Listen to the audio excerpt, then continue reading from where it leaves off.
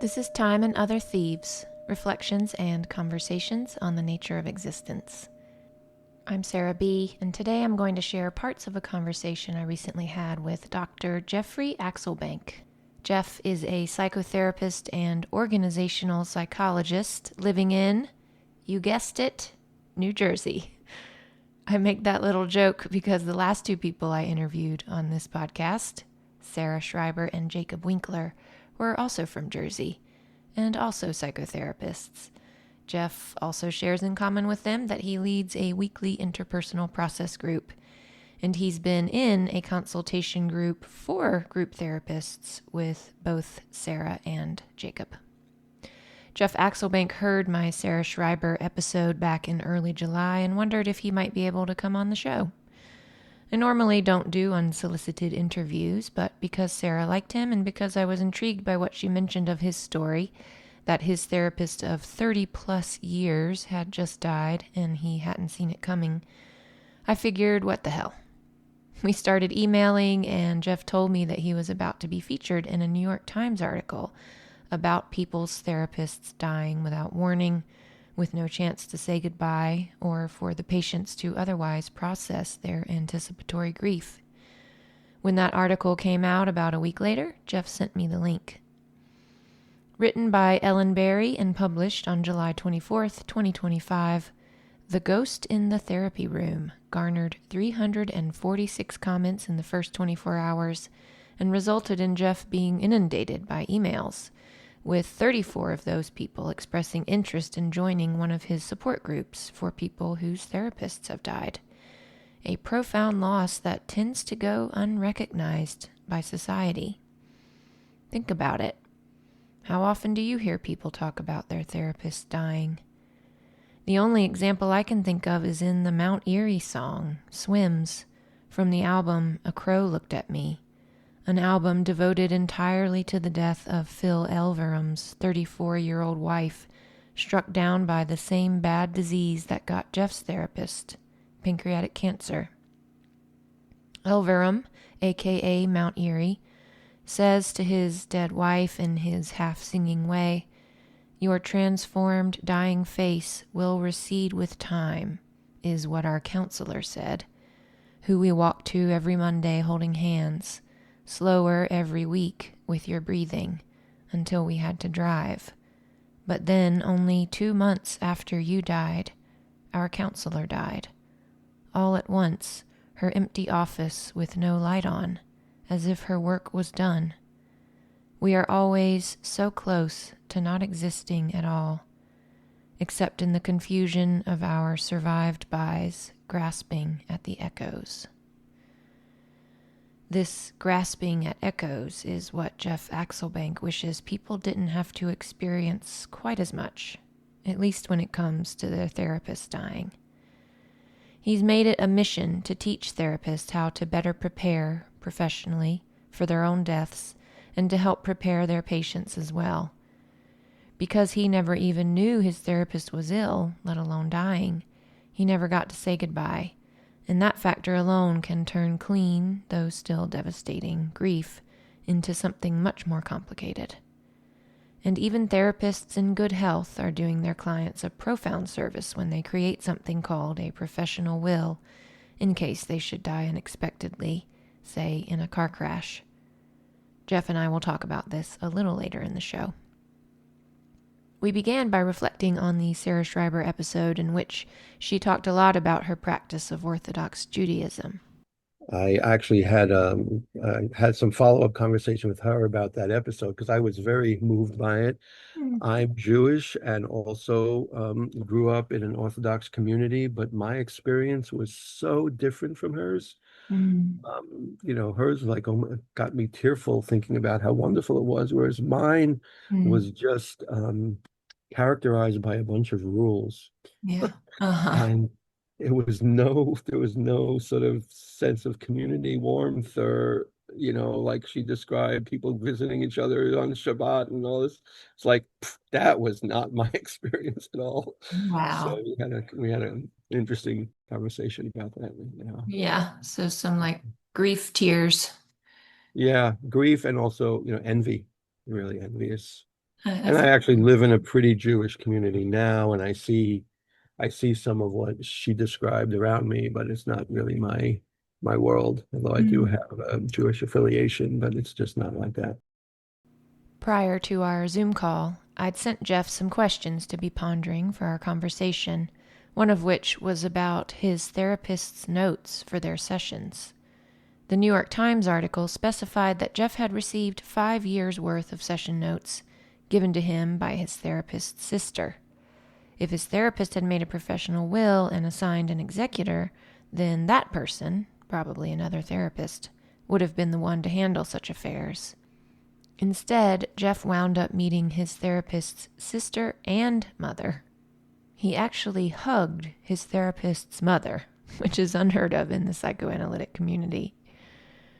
Shortly after the Times article came out, Jeff heard from the sister again and learned that more of his session notes had been discovered. She handed me actually a pretty big stack that was from July 21st, 1989 Oh my. through 1997. Wow. So I just read the first note.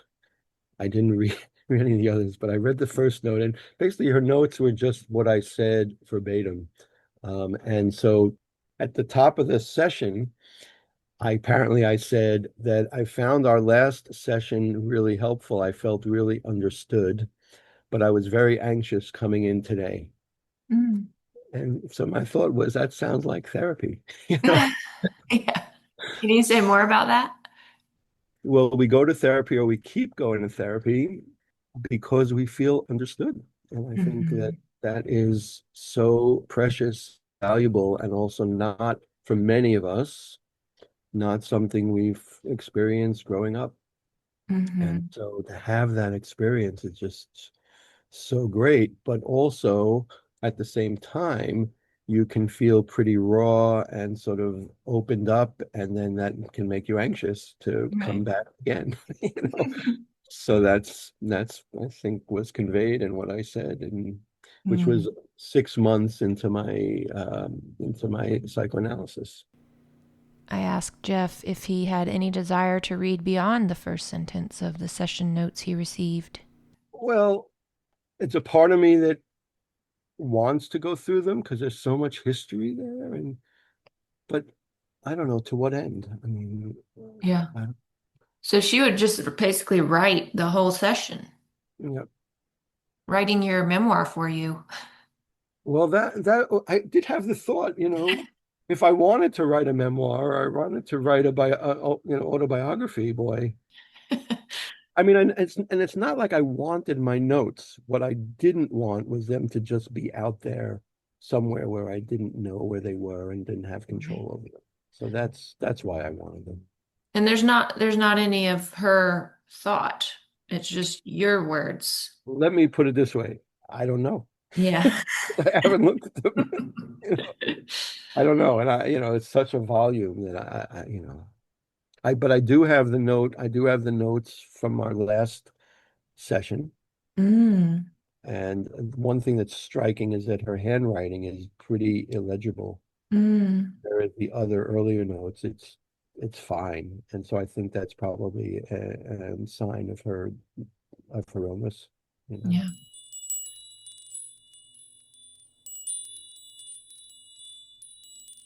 Was she your first psychoanalyst? She was my first psychoanalyst, but not my first therapist. I was in therapy as a kid from age about 5 to 15 with a psychiatrist for my stuttering. And I remember pretty clearly asking my mother, is there a doctor I can go to for when I say, Hmm. And apparently she asked our pediatrician and she referred us to this psychiatrist. And he was great. I don't think he helped with my stuttering, but he helped me. I think the way I look at it now is he helped me to not let that get in the way. Mm. Hmm. So he helped me to kind of speak up more and to not be afraid to talk, even if I was having a bad day with my stuttering. So I think that was a formative memory and experience that colored my choice of career for sure. Yeah, I'm so glad you had a good experience because I know in childhood that is often not what people Right. experience with their therapists, and probably even more so further back in the decades. Yep. It could have Oh, been a bad experience for you. yep. But I was, I think, the IP of my family, and I think that's in part what my stuttering was about. In family systems therapy, IP stands for Identified Patient. It implies that the entire family is actually dysfunctional and in need of treatment, but this one family member becomes the focus due to having the most obvious symptoms. They carry those symptoms, if you will, for the entire family.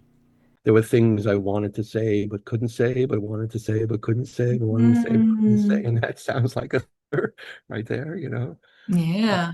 and so I think I saw a lot of what was going on, but couldn't really verbalize it. And maybe that's partly why it was so great to have a therapist who made me feel understood. Yeah. So, what did ultimately help with the stutter? After college, I went through this purely behavioral program called, at that time was called the Precision Fluency Shaping Program, PFSP, or we said PUFS, Right. which I think now is called the Hollins method. It was came out of Hollins College in Roanoke, Virginia. This guy named Ronald Webster, who is a behavioral psychologist, and he, by I think this is my understanding, was he recorded stutterers and non-stuttering speakers and looked at the actual waveforms and noticed that even when stutterers were not stuttering, their waveforms had more what he would call a sudden onset. Like if Hmm. you look, it was more like a square. And whereas sort of normal, quote unquote, normal speakers had more of a gentle onset, more of a slope. Hmm. And so then he developed this electronic, essentially kind of a biofeedback device that was a microphone hooked to a little machine. And the machine would monitor your speech, your waveforms. And if you had a gentle onset, a green light would go on. Mm. And so the program involved slowing your speech down. It started with one syllable for 2 seconds. So it's extremely slow. We had a stopwatch, a very like a with a sweep second hand that you could measure 2 seconds at a time. So you would talk very slowly and watch that green light and essentially train yourself to have that gentle onset. Wow. And then you would speed up to 1 second per syllable, and then half a second per syllable, and then what he called slow normal. You're sitting in like a clinic doing that in your little cubicle, and then the group would get together and have conversations, all while also monitoring your breathing. Breath control was a big part of it. So you'd have your hand on your abdomen so that when you breathed in, you could feel your stomach coming out, and you would only begin speaking on the outflow. Um, Mhm. and so we would sort of transfer the new behavior to these conversations. And then he would take us out to a mall where we would go and ask people for the time or Uh, just directions. And so the idea is transferring the new behaviors to the outside world. So I became totally fluent through that. wow. It was amazing. But then, so the theory is a purely behavioral theory, and they said intentionally, don't think about emotions. If your emotions are coming up, just concentrate on the behaviors. Like go back and practice, and we had these. You could go home and practice. There were these workbooks, and if you're under stress, don't think about that. Just practice. So purely behavioral. Mhm. And then my father died, Mm. and he was sick with colon cancer for a while, and Mm. my speech became progressively worse. How old were And you at that point? I'm in my early 20s. This Mhm. was like after college. So basically, it didn't work because I was too upset to practice. And it was like, so this idea of ignoring emotions was just not going to work for me. Mhm. And I did after he died, and I had a little time. I did go back. They had like a refresher course, and you could do that. And I sort of got my most of my fluency back. But it was really a lesson for me there that, you can't just ignore your emotions, and purely behavioral approaches may work up to a point, but Mhm. sometimes you need more, and there's a deeper issue going on. And so I think it was then through therapy and, in being in psychoanalysis where this issue about having ambivalence about speaking, which is the stuttering is a symptom that encapsulates that Mhm. in a way. And, sort of diving into my family situation where I'm the youngest of three brothers and all very, both my brothers and both of my parents, highly verbal people. And Mhm. I had a lot of memories of sitting around the kitchen table and having trouble getting a word in edgewise Mhm. because I'm the youngest, and I think my parents didn't do a good job of saying, "Hey guys, hold on, let's hear from Jeff," or Jeff's trying to say something. They weren't really tuned into that. Yeah. So one of your questions that you asked me was, what do I like about groups? Yeah. And I think in a way, that's what I like about groups, is that we give everyone a voice. For me, maybe on a personal level, it's an attempt to create the family that I wish I had. Hmm. And I think that's what the group experiences also. This is the family they wish they had, where you could speak up and you Right. could tell someone if they were pissing you off, or that you love them, or Hmm. whatever it might be. Are you in a process group? I'm not a member of a process group, although this peer supervision group that I'm in, it does some processing Have you supervision. done a process group at all? I have. I'm Yeah. also a veteran of the group relations movement, a la Tavistock. I don't know Uh-huh. if that's something you're familiar with. So I've been through a bunch of that stuff, which is sort of group dynamics in a non-clinical aim. Like it's not a clinical aim. It's more an aim of just understanding group dynamics and organizational dynamics, because I also consult to organizations and groups and teams. So I've done a lot of that. And then this article came out, and I've discovered I have a new specialty, which is helping people who have lost their therapist. Yeah. Have you Because gotten lots of people contacting you about that? yeah, so just as of last week, about a week ago, I'm told that the article had 373,000 page views, which is astounding. And there were 346 comments in the 24-hour comment period. And I was inundated by emails of people I knew and people I didn't know, contacting me through my website, who told me their stories of similar things. And, I'm offering support group or support groups for people who have lost their therapist. And I think it's 34 people have contacted me with interest in those groups. Wow. So it's a little difficult logistically because they're from all different time zones and finding a time when everyone is available. So right now it looks like I have somewhere between 6 and 8 people who are all free at around the same time. And I'm in the process of interviewing them to screen them, make sure it's a good fit. Mm-hmm. And I'm also planning, this goes to the other side, which is the therapist side, which is how many therapists have not made arrangements in the event of their death or incapacitation.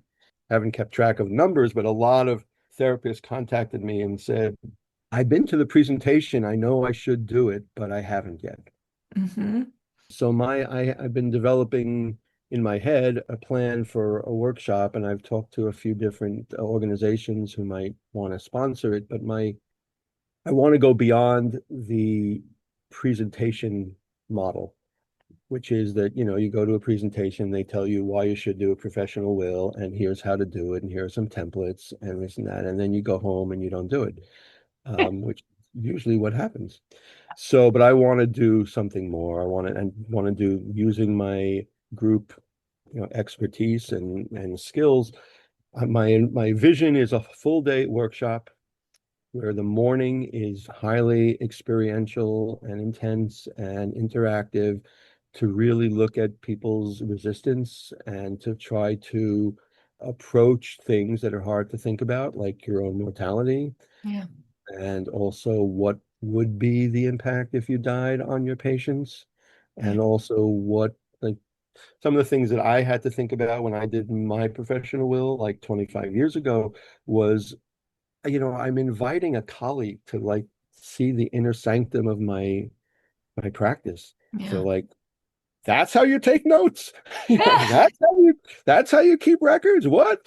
You know, so the idea that it's very exposing, and it's Yeah. really inviting a colleague to a pretty intimate piece of your life. I think that's a big piece of the resistance. So talking about all of that and really doing it in a way that involves the group and having, depending how many people, breakout groups, small groups to talk about this and all.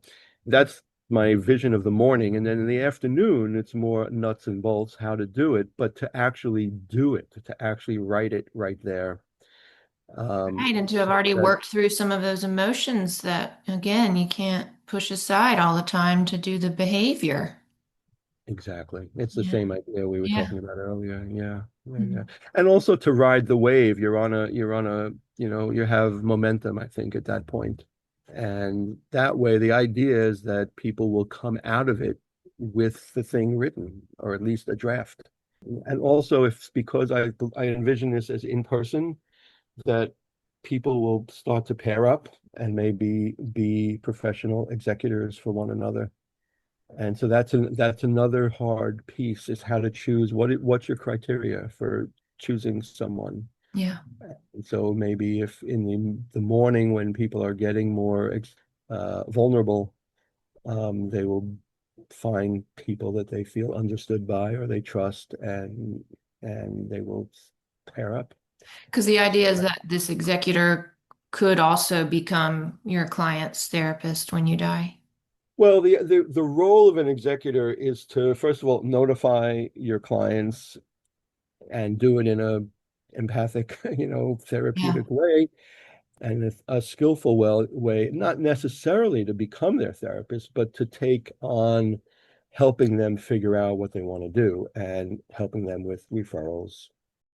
And also there's legal stuff about the records, the notes, who takes possession of the records and who's going to, you know, uh, patients have the right to get a copy of their records, and so someone has to be available. Someone has to know where they are, first of Yeah. all, And and for you, it was your therapist's sister. correct. And that was not a good way to do it. Yeah, you had already done this 25 years ago.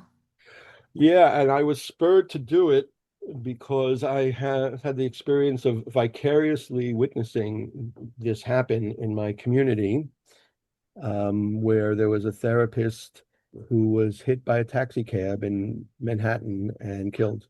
And she had a full practice, and she had not made any arrangements. And it fell to one of her close friends, who was also a therapist, to deal with it. But he did not have her office key.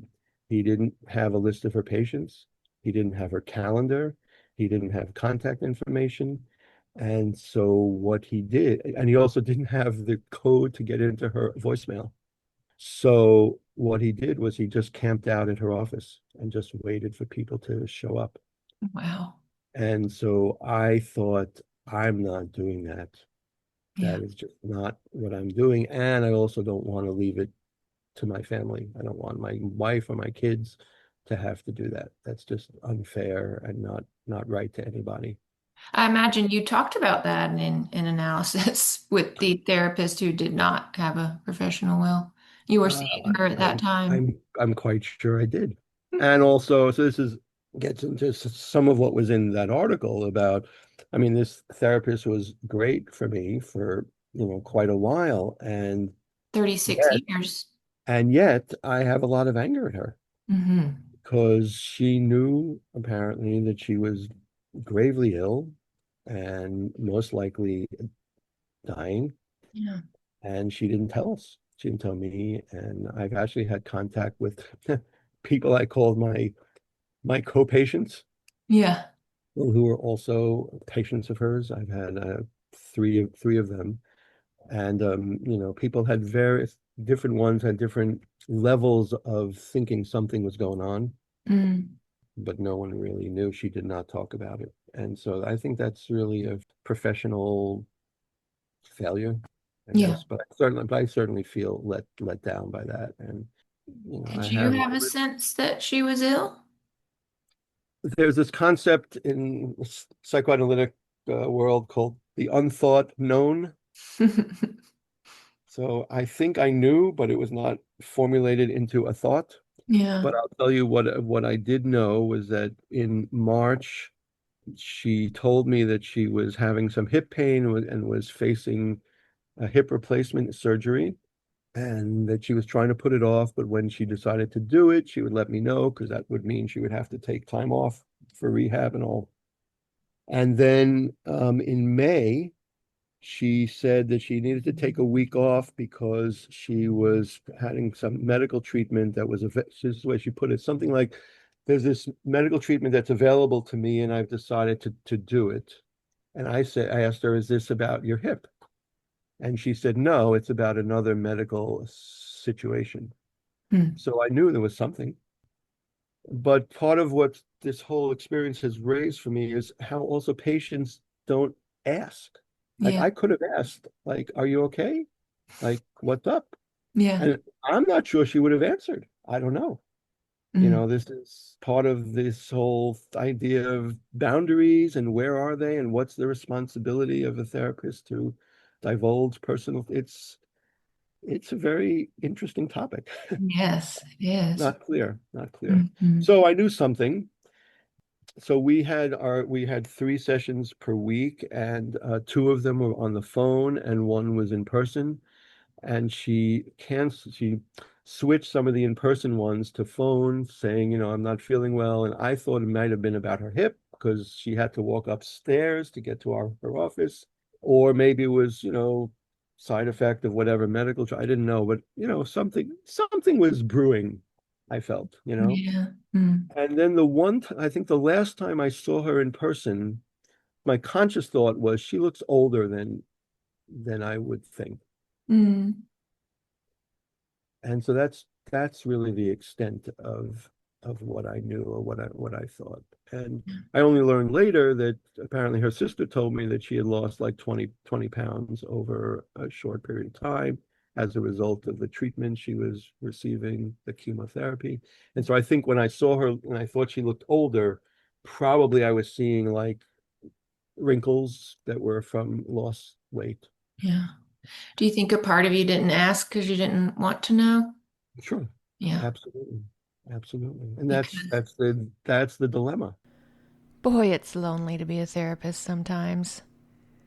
Most of the time, I'm fine with clients not asking about me, but there have been moments when I'm not feeling well in a session or I'm distracted by worry, when having to keep that ickiness or anxiety to myself just makes it worse. Then there was that time in session with a client the day after my dog Birdie died, back in 2018. She died at around 1 a.m. on May 23rd, and after driving her body to the emergency vet and coming home at around 3 a.m. to bake her clay paw print in the oven, before lying down for a completely sleepless night, my first experience of grief insomnia, I decided to go to work the next day because the alternative, staying home in a birdie-less house, seemed worse. I only had 2 sessions, and I can only recall one of them, and only one small moment even of that. My client took a seat and met my eye, and right away I could tell he knew. Something wasn't right with me. Ever so briefly, his mouth moved to speak, but then didn't. we proceeded with the session. But even in that briefest of recognitions, I felt cared for by him. If he'd asked what was wrong, I probably would have started sobbing, which probably wouldn't have been very therapeutic for him or me. Or maybe it would have. Who knows? If I had it to do again, I probably wouldn't have gone to work that day. It seems obvious. But my grieving brain was much different from my normal brain. Perhaps the same could be said of Jeff's therapist. Perhaps she was grieving her own life and not thinking clearly in her decision to keep working. Or maybe she was thinking more clearly than ever and realizing that work was the best thing she had going in life. Regardless, I can't imagine sitting with clients day in and day out, knowing I was terribly ill and saying nothing. It sounds incredibly painful and lonesome. But here's another maybe. Maybe she appreciated having a space where she didn't have to think or talk about her illness. I've heard from a number of different people who have emailed me with their stories. I mean, a couple of people I've heard had to call Adult Protective Service on their own therapist because they were concerned that their therapist was not taking care of themselves and had such bad dementia. Wow. But, people continue in therapy because it still feels good, or they're taking care of their therapist and not wanting to break some kind of spell or something. I don't know. Mm, It's very complicated. yeah. What do you think it would have been like for you if you had asked and she had told you the truth? And Yeah. Well, it's when I first heard that she had been diagnosed with pancreatic cancer in April, so like 2 months before she died.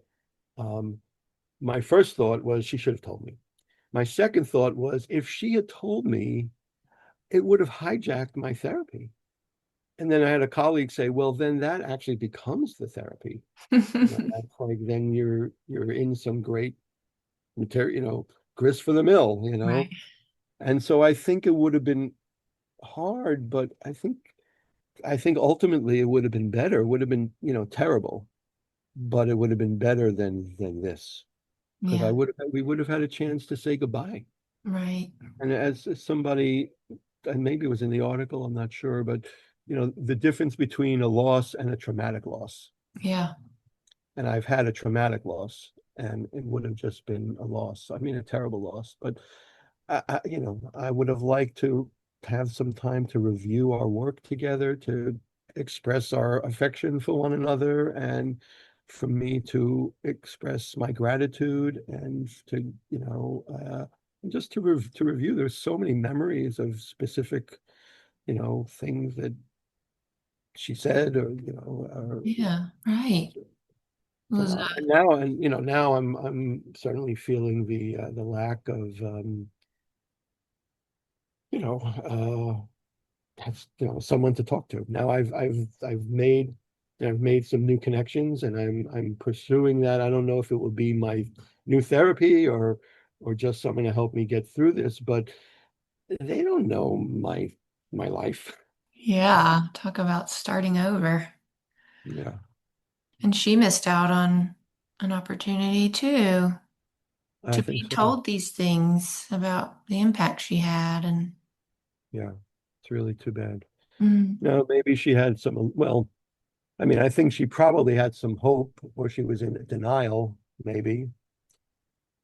I don't think she expected to die when she died. Maybe she was thought, well, I'll, try this treatment and then I'll tell people, or as I come to terms with it myself, then I'll be able to, I can certainly understand all that from a mhm, personal point of view, but from a professional point of view, it doesn't really. right. Do you think she just loved her job that much that she kept working through that and didn't take a lot of breaks? I'm sure that that's true. In the second meeting I had with the sister, when she gave me this new tranche of notes, she said to me, my sister, I think the words were, my sister was closer to her patients than she was to her family, Hmm. which was in one sense, nice to hear, but in another sense, is like, I don't kind of want to know about her family dynamics, you know? Yeah. What And comes up for you around that aversion? uh, well, it's just like what came up for me around the whole thing of meeting her mother and meeting her sister. It's just like, this is like a gross violation of the boundaries that she worked. My thought was that she was turning over in her grave, Yeah. that I was meeting her mother and her sister and all this. I talked to some of my co-patients, and they were at the funeral, and they said, they were learning things about her that they didn't know, and also felt like she was probably turning over in her grave, about that. So Right, but largely because she didn't tell y'all yeah, herself. You yeah, had to exactly. find it out in these other ways. This whole notion of Jeff's therapist being closer to her patients than she was to her family gives me pause. Because it's so one sided, the therapeutic relationship. It begs the question, how close are you to someone if you don't even tell them you're dying? If they have always been the vulnerable one and you never have? If it's always their emotional experience being explored and never yours? But back to the New York Times article and how it's impacted Jeff's life. So I had an interesting thing in my group, since you're a groupie. So I fully expected this article was in the New York Times. I mean, this is not just, some local newspaper, and it was featured pretty prominently on the New York Times homepage. Yeah. So I fully expected patients to see it and talk about it. And there was nothing. Nobody said anything. And then, I guess it's 2 weeks ago, one of my group members, who I also see individually, came in and said that she had seen it. Mm. But she had seen it before the last group. I Mm. was like, why didn't you bring it up in the group? And she was like, well, actually, I started reading the article, but I felt guilty reading it, so I stopped reading it Hmm. because I felt like it was too personal, and I shouldn't be seeing this about you. So she stopped reading it. So I said, I invite you to read it. It's believe me, it's in the New York Times. It's like I've made a decision to not be personal about this. It's okay. And then I also said, one of the rules in my group is that if two group members have outside of the group contact, which is they're not supposed to do that intentionally, but if they happen to run into one another, they have to bring it back into the group so that there's nothing privately known between two people. And I said, well, you and I, in a sense, have had this private contact. You know something about me. And so I'm going to ask you to bring it into the group. But I also thought that I needed to let the group know because she could bring it up in the group and they wouldn't have seen the article. So I sent an email to the group members and said, one of the group members has seen this and we're going to talk about it in the group. So here's a link and I'd like to ask you to read it so that when we meet, everyone is on the same page. Mm-hmm. So that was an interesting thing. Yeah. And one of the group members was on vacation, so he was not there. And actually, I saw him last night, and I asked him, "Have you read did you see?" He said, "Well, I saw it. I thought it was just like your picture was in the paper. He hadn't actually read the article." So Uh-huh. I said, "I think maybe you should read the article before the next group." Jeff brings up an interesting point here. As he said, a big part of most process group agreements is that group members don't spend time together outside of group. If they happen to run into each other in public, they are strongly encouraged to not talk about group, and they're supposed to tell the group about their chance encounter in the next meeting. While I've never seen it specified in any literature that the same expectation applies to encounters between the leader and a member, I suppose it makes sense that it would. And here Jeff is talking about an article that's available for the whole world to see. But if only one group member has read it, or in this case part of it, does that make it a private exchange between him and said group member? I'm in a similar situation with this podcast. Some of my group members have listened to it while others have not. But I haven't felt the need to inform the latter contingent that Time and Other Thieves exists. And if I did, would I want to then make sure that everyone has listened to the same episodes so we're all on the same page? Surely not.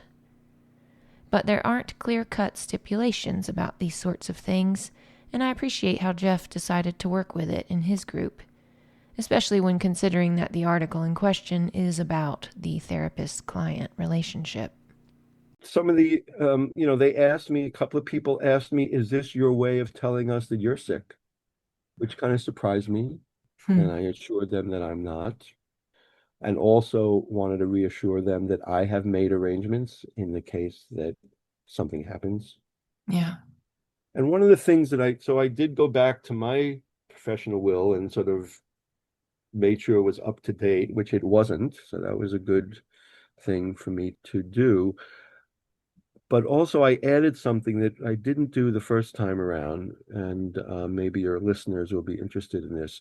One of the things I learned from the emails that I got from all the different stories was that the patients whose therapist did it right, they gave the patient something meaningful, verbally, a letter, something, or just told them what was happening. So I decided to write a letter, sort of generic, that opens with, to my dear patients, if you are reading this, it's because I died suddenly. Yeah. And I didn't have a chance to write anything, personal. And so I sort of apologize, say, I'm sorry about that because I would have liked to. And then I go on and talk about, what our work meant to me and what my hopes for them in the future. Mm. It makes me tearful thinking about it because it's the work with our patients is so meaningful. It's Yeah. so important, and I'm moved by it. Mm. So that felt really good to me to do that, to know that if something happens, that they will get something from me. Yeah. Was that hard to write that letter? Did you have to? No, actually, Mm. it really came pretty quick and easy, which is sort of my experience generally about writing. Like when I have something to write, sometimes it's like it's hard to get it out, and then it just flows, Mm-hmm. So this was like that. And it was also it was after the article came out and I was hearing all these stories. So I was kind of riding a wave, I think, too. Yeah, that's inspiring. I'm thinking about doing that myself and what that would bring up and how clarifying it could be, just like why I do this work, what it means to me.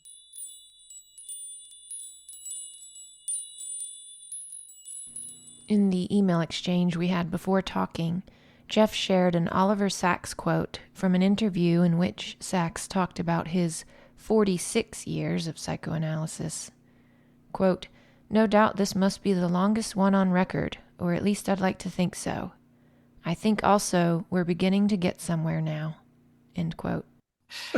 Just speaks to how long it can take to get somewhere. Well, yeah, I don't hear it like that. So my experience was that I had that thought throughout, Mm. and it's just different levels, different topics, different areas, but I always felt we're beginning to get somewhere now.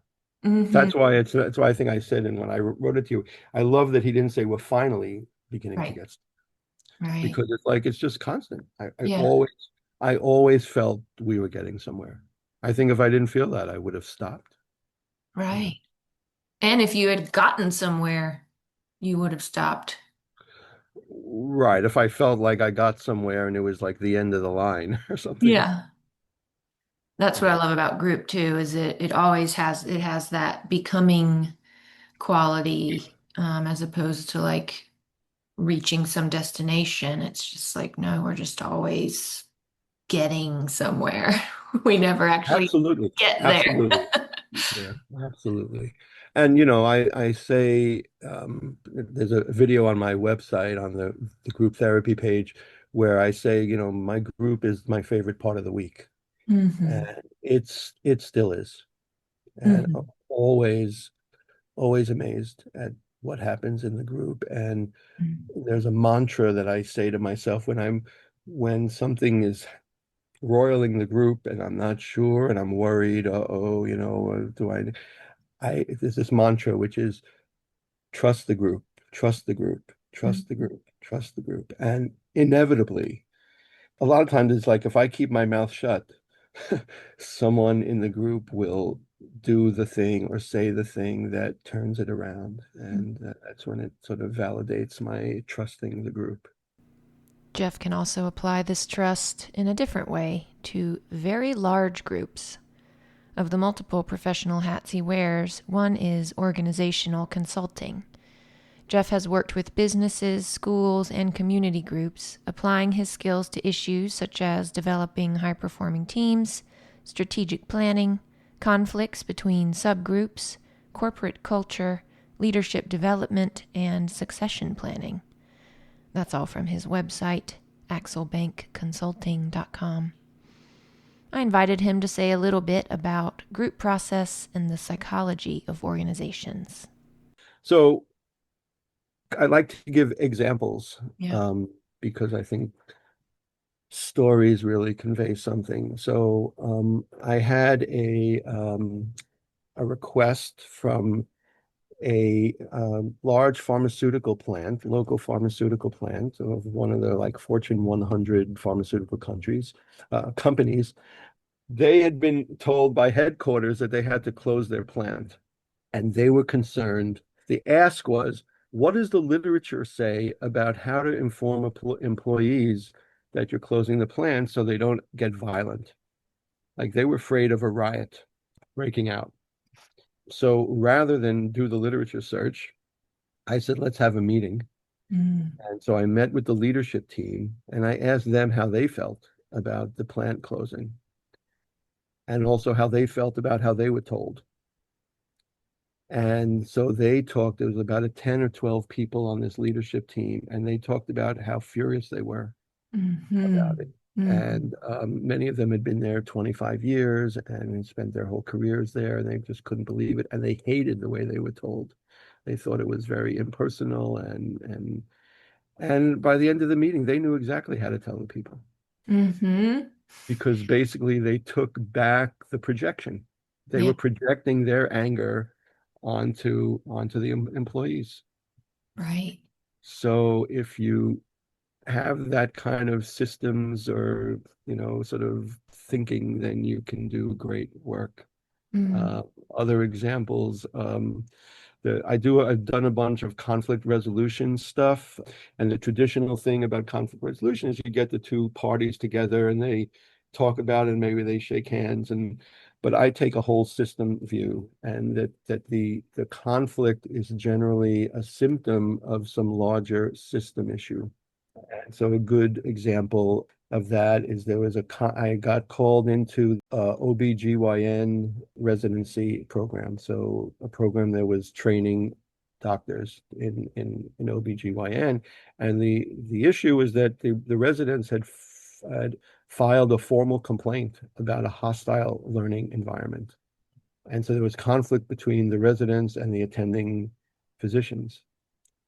And so I did a bunch of, interviews, individual and group interviews. And what turned out was that this was a symptom because there had been an organizational change at the top where there was a merger between the hospital and the medical school, and that had changed the compensation model, and that had pissed off the attending physicians, and three of them or four of them had left, and that meant more on call for the ones that were left, and they were working too hard, and they were very angry, and they were taking it out on the residents, and the residents were taking it out on the medical students, and everyone was taking it out on the patients. I heard stories about temper tantrums in the operating room, you know, yeah, horrible, right? So, but the answer was not really to get the two parties together to talk about their conflict. The answer was to bring them together to solve their common problem. The common Mm-hmm. problem was the systems issue. Mm-hmm. And the systems issue was how to get more resources so that they could hire more attending physicians, and so we created a steering committee that was a combination of both the attendings and the residents, and the department chair took the results of my findings and brought them up, and he got more resources and they hired more people. And I learned afterwards that it's now like one of the top ranked residency programs. Oh, wow.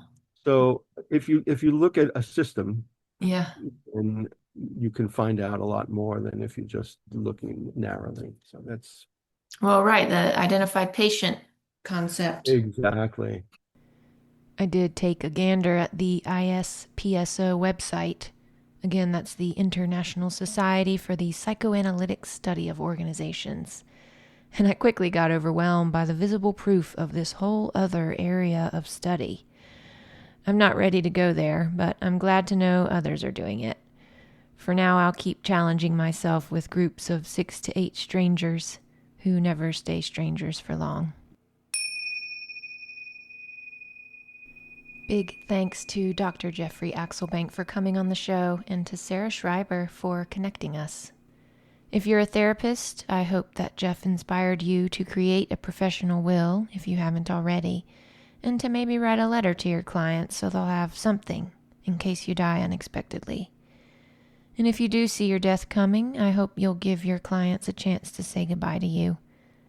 But I suppose we all just do the best we can when it comes to such grave matters. Not that it has to be grave all the time. Anyway, thanks for listening to this episode of Time and Other Thieves. If you'd like to learn more about Jeff, his clinical website is jeffreyaxelbank.com, and his consulting website, again, is axelbankconsulting.com. And lastly, if you'd like to join my Time and Other Thieves group, Think Process Group Meets Book Club, there are a couple seats available. We meet on Zoom on the last Wednesday of every month from 6 to 7:30 p.m. Eastern Standard Time. If you'd like more info, just email me at sarahbsimpson@protonmail.com. You can also message me on Instagram at sarahbseeking. Take care.